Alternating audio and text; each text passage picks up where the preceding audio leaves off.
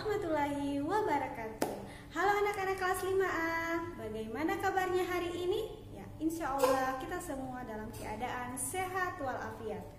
Nah anak-anak, sebelum kita melakukan aktivitas pada hari ini, alangkah baiknya kita awali dengan berdoa. Mari kita berdoa bersama ya, berdoa dimulai.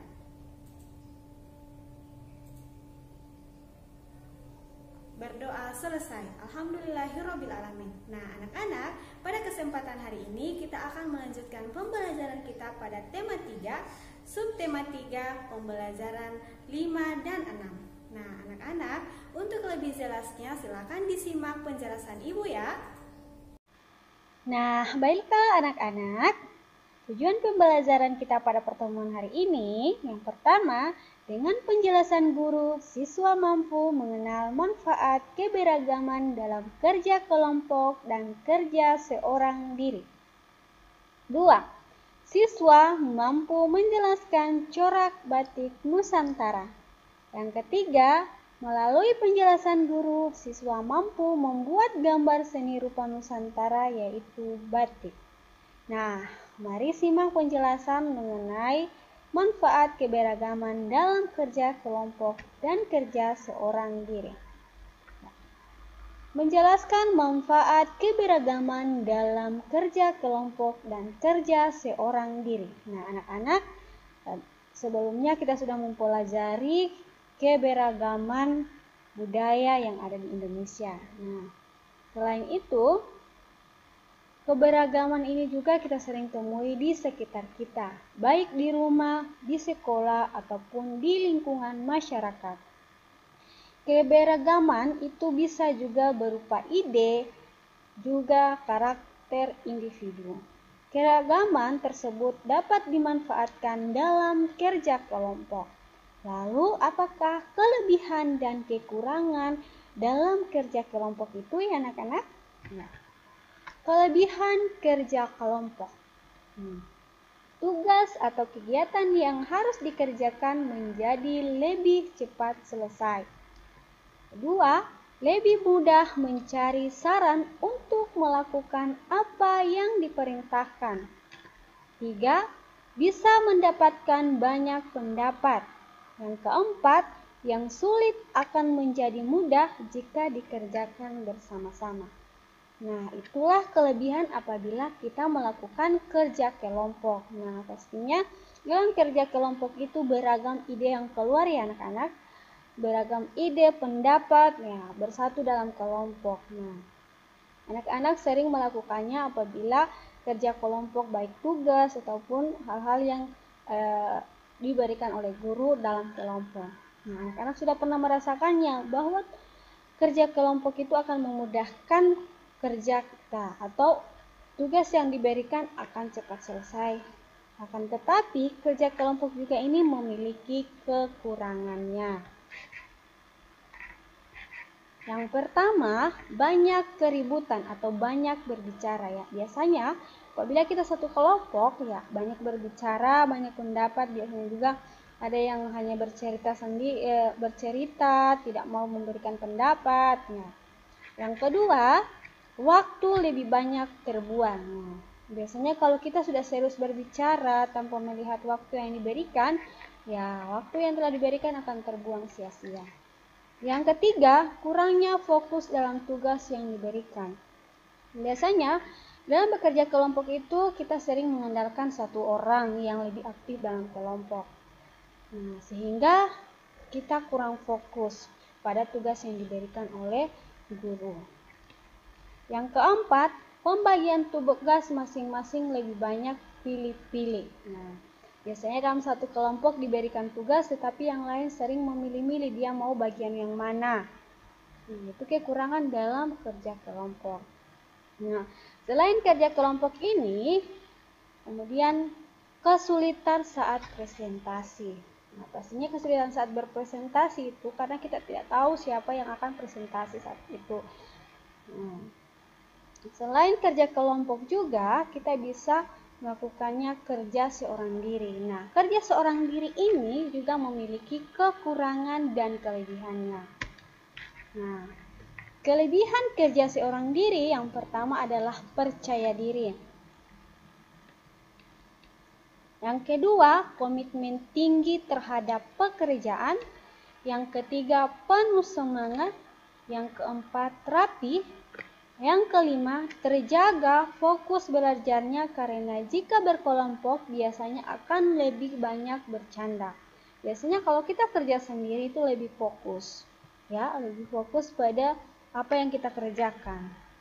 Nah, yang keenam, tidak bingung karena dalam kerja kelompok akan banyak ide pikiran yang muncul. Nah, kalau kita belajar kelompok biasanya karena banyak keragaman ide, pendapat-pendapat yang keluar sehingga kita bingung memilih ide-ide yang akan kita pilih. Kalau kita bekerja sendiri ya, ide kita sendiri yang akan kita gunakan. Yang ketujuh, meningkatkan rasa kerja keras sendiri. Nah, yang tadinya kita malas ketika kita diberikan tugas secara individual, kita lebih semangat lagi dan kerja kerasnya sendiri. Kalau ketika kita kerja kelompok, biasanya kita sering mengandalkan orang lain. Nah, selain itu, kerja seorang diri juga memiliki kekurangannya. Apa itu anak-anak kekurangannya? Ya, benar sekali. Yang pertama, pekerjaan tidak cepat selesai karena kita sendiri yang mengerjakannya sehingga akan terasa lebih lama. Pekerjaan yang dilakukan seorang diri tentunya akan lebih lama selesai dibanding dengan pekerjaan berkelompok. Kedua, lelah fisik.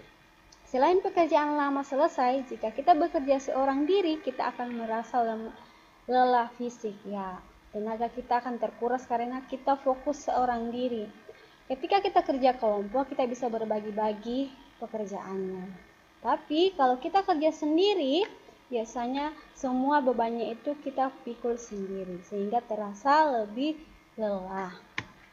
Yang ketiga, membutuhkan banyak waktu, ya. Tentu karena kita bekerja seorang diri sehingga pekerjaan yang kita lakukan itu harus butuh banyak waktu. Yang keempat, pekerjaan terasa berat. Biasanya ketika kita diberikan tugas misalnya berapa nomor, misalnya 10 nomor. Nah, itu akan terasa berat untuk kita karena kita bekerjanya secara individual atau seorang diri. Tetapi kalau kita bekerja secara kelompok itu akan terasa ringan. Misalnya satu kelompok dari 5 orang. 10 nomor biasanya kita bagi 2-2 nomor satu-satu orang. Itu akan memudahkan kita kerja. Tetapi kalau kita bekerja sendiri, itu akan terasa berat karena kita bekerja sendiri. Ya, anak-anak? Nah, bagaimana? Apakah anak-anak sudah paham tentang kelebihan, kekurangan dalam bekerja kelompok maupun bekerja seorang diri? Ya. Anak-anak, selain keberagaman dalam kerja kelompok, keberagaman juga sering kita temui di daerah masing-masing. Sebelumnya juga kita sudah membahas tentang keberagaman yang berada di Indonesia. Salah satunya adalah keberagaman seni Nusantara. Keberagaman seni Nusantara. Contohnya adalah keberagaman batik. Nah, lalu seperti apakah alat dan bahan yang kita gunakan untuk membuat batik? Mari simak penjelasan Ibu ya. Iya, alat dan bahan membatik. Yang pertama adalah malam atau lilin atau parafin. Nah, seperti ini anak-anak gambarnya. Yang kedua, kanting. Nah, ini alat yang digunakan untuk membuat motif batik. Yang ketiga adalah kain. Nah, selain alat-alat ini kita juga membutuhkan bahan utamanya adalah kain, yang dimana kita akan meletakkan motif batiknya. Yang keempat adalah wajan dan kompor. Nah, 5 adalah gawang. Nah, gawang ini adalah tempat untuk meletakkan kain saat kita membuat motif atau apabila setelah kita membuat motif. Seperti ini ya anak-anak. Seperti ini ya tempatnya. Seperti jemuran ya anak-anak. Nah, selain alat dan bahan, membatik juga memiliki beberapa teknik. Anak-anak perlu mengetahuinya ya. karena kita belajar tentang keberagaman budaya, ya terutama pada seni, berarti kita juga mengenal yang namanya seni batik. Nah, yang pertama adalah teknik tulis menggunakan kanting sebagai alat pembuat motif.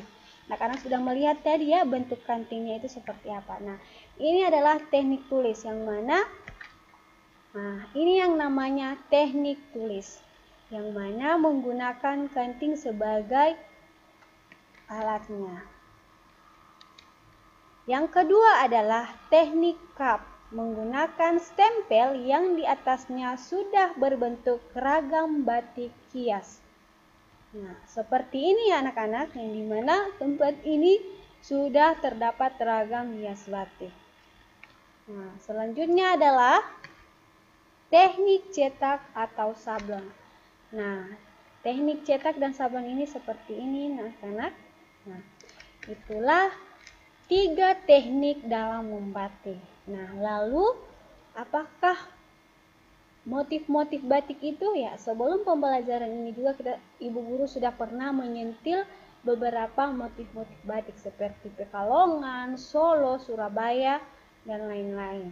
Nah, mari kita ulas kembali berbagai macam motif batik. Nah, ya, ini motif-motif batik Nusantara ya anak-anak. Yang pertama motif batik Solo Parangkusumo. Ya, seperti ini motifnya ya anak-anak. Yang kedua adalah salah satu motif Pekalongan. Anak-anak juga bisa melihat kembali materi sebelumnya tentang motif Pekalongan. Nah, kemudian motif batik Cirebon Megamendung. Nah, seperti ini ya. Anak-anak bisa men-share-nya juga di internet tentang macam-macam motif batik yang ada atau yang tersebar di seluruh daerah Indonesia. Nah, kemudian ini motif batik Yogyakarta Ceklok. Nah, anak-anak, selain memiliki teknik pembuatan batik, motif batik juga menyimpan makna tersendiri. Jadi, pembuatan batiknya itu tidak sembarangan. Ya, mereka membuatnya juga dengan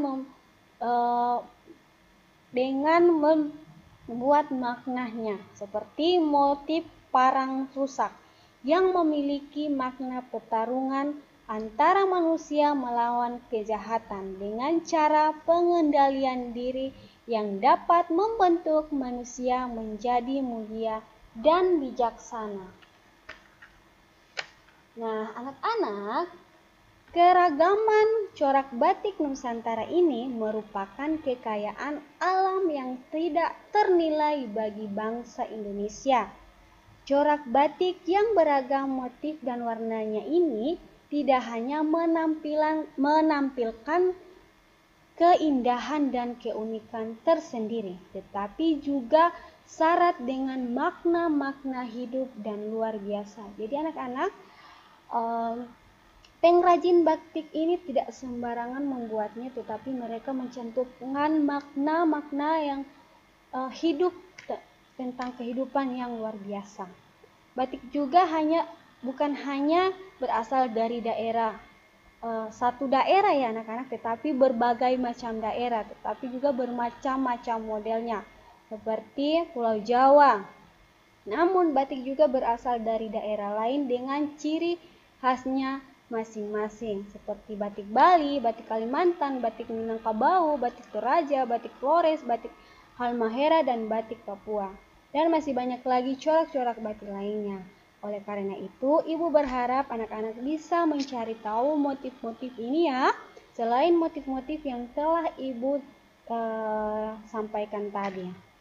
Nah, anak-anak, bagaimana? Apakah menarik tentang materi kita hari ini? Ya, hari ini kita sudah mempelajari tentang keberagaman kerjasama dalam kelompok, kemudian kerja seorang diri, baik kekurangan dan kelebihannya. Ya, semoga anak-anak bisa memahami apa yang telah Ibu jelaskan dan bisa mengimplementasikannya dalam kehidupan sehari-hari.